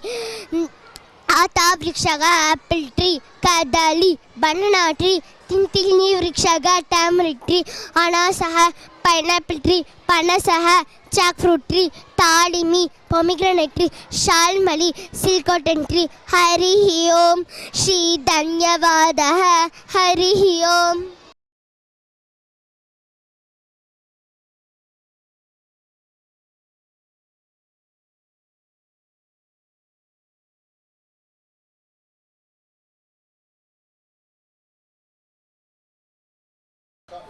My name is Sumedha Sri Moktika. I am studying in 3rd J. I am studying DAV school. Harihi Om Shri Gurubhyo Namaha. Harihi Om Vyagraha Prani Samrajye Sastani Varge Antarbhutaha Feledu Kutumbaha Eva Marjala Kutumbaha Simha Vyagraha Chitroshraha Marjala Dayaksha Feledu Kutumbasya Pravedaha Evam Etesham Ugumaha Aligosina Yuge Trikoti Varshabhayaha Purvam Yete Saptatramcha Pradana Pravedeshu Vivaktaha Hashyante Bharate Purana Katasu Vigraheshu Cha Vigraha Vishesha Gaurava Bhaga Hashyante Kali Devyaga Vahana Rupa Hasti Vyagraha Mahabharate Nalagamayantu Kataye Gomukha Vigrasya Ityesha Hashyante Bauddha Gramteshu. My name is Yukti. I am studying 3rd standard J section. I am studying DAV school. Hari Om Shri Gurubhyo Namaha. Hari Om Vyagraha Prani Samrajye Sastani Varge Antarbhutaha Filedu Kutumbaha Eva Marjala Kutumbaha Simha Vigraha Chitroshraha Marjala Dayaksha Feledu Kutumbasya Pravedaga Evam Yatesham Ugumaha Adigosina Yuge Trikoti Varshabhayaha Purvam Yate Saptasimshat Pradana Prabedeshu Vibhaktaha Hashyante Bharate Purana Katasu Vigraheshu Cha Vigraha Vishesha Gaurava Bhaga Hashyante Kali Devyaga Vagana Rupa Asti Vyagraha Mahabharate Naladamintyoya Kataye Gomukha Vigrasya Ityesha Shabda Prayoga Hashyante Bauddha Gramteshu Sa Vigrasya Ulleka Hashyante Bharatasya Rashtriya Prani Vyagraha Aranasya Anavikshiktaha Samrat Vartate Darpadeirya Gambiryanam Pratiniti Asti Vyagraha Hari Om Dhanyavadaha. My name is V. Anirudh. I am studying 3rd A. Hari Om Shri Gurubhyo Namaha. Chayamanyasya Guruvanti Ishtanti Swayamatape Falanyapi Parataya Vrikshaha Satpurushaha Iva. The trees make shade for others, themselves standing in the sun. Their fruits are also for others, hence the trees are like Satpurush gentlemen. Hari Om Dhanyavadaha.